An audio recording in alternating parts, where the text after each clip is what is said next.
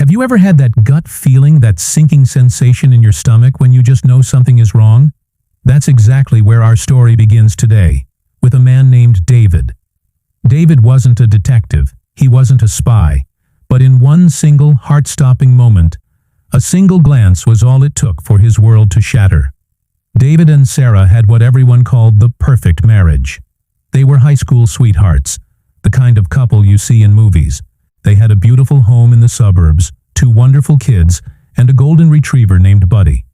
From the outside, their life was a picture-perfect postcard. David worked hard as an architect, designing dream homes for other families, while Sarah was a freelance graphic designer working from her home studio. They had built this life together, brick by brick, dream by dream. Their 15th wedding anniversary was approaching. David wanted to do something special, something unforgettable. He remembered a necklace Sarah had admired months ago in a small boutique downtown. A delicate silver locket with a tiny, intricate engraving of a hummingbird. She'd mentioned it in passing, but David never forgot. He planned the perfect surprise.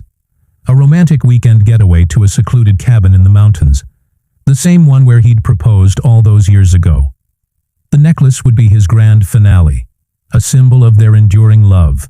For weeks, David meticulously planned every detail.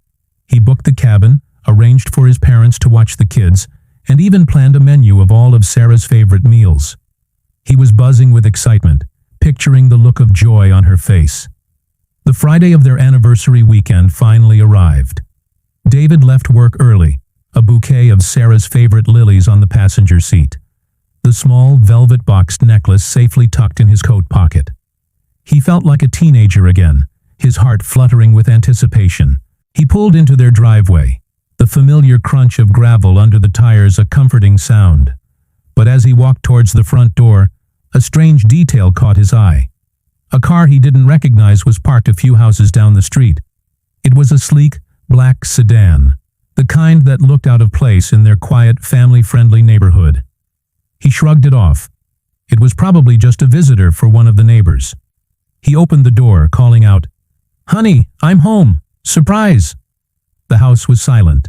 Usually he'd be greeted by the sound of Buddy S. paws skittering across the hardwood floor, or Sarah S. cheerful voice from her studio. But today, there was only an eerie quiet. "Sarah?" he called again, a little louder this time. Still nothing. A flicker of unease sparked within him. He walked through the living room and into the kitchen. A half-empty glass of wine sat on the counter next to Sarah's laptop, which was still open. Everything seemed normal, yet felt completely wrong. He headed upstairs, his footsteps echoing in the silent house. "Sarah? Are you upstairs?" As he reached the top of the stairs, he heard it. A muffled sound from their bedroom.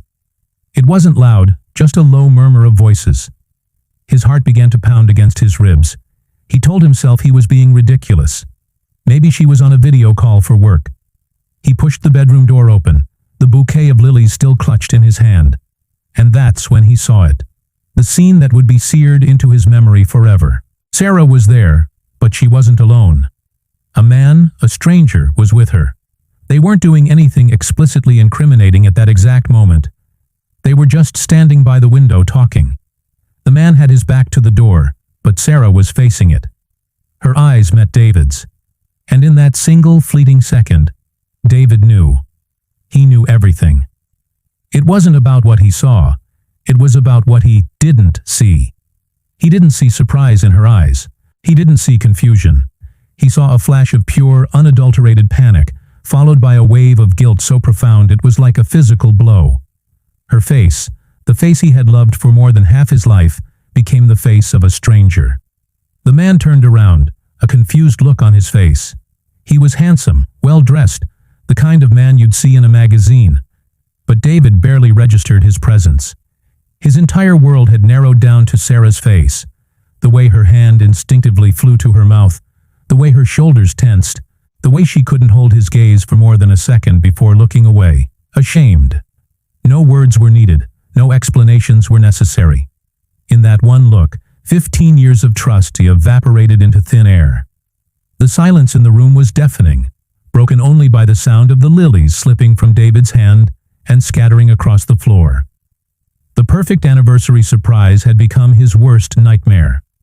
The stranger mumbled a hasty apology and practically ran out of the room, brushing past David without a second glance. David didn't move. He just stood there in the doorway, feeling the floor drop out from under him. Sarah finally spoke, her voice a fragile whisper. "David, it's not what it looks like." The classic line. The most hollow and meaningless words in the English language. "Isn't it?" David's voice was flat, devoid of emotion. He felt numb, disconnected from his own body. He looked around the room they had shared for so long.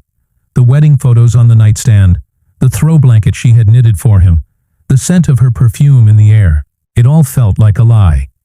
Every shared memory, every whispered "I love you," was now tainted. Over the next few hours, the story tumbled out in a torrent of tears and half-truths. The man was a client. It started with late-night emails, then flirtatious texts. It had been going on for months.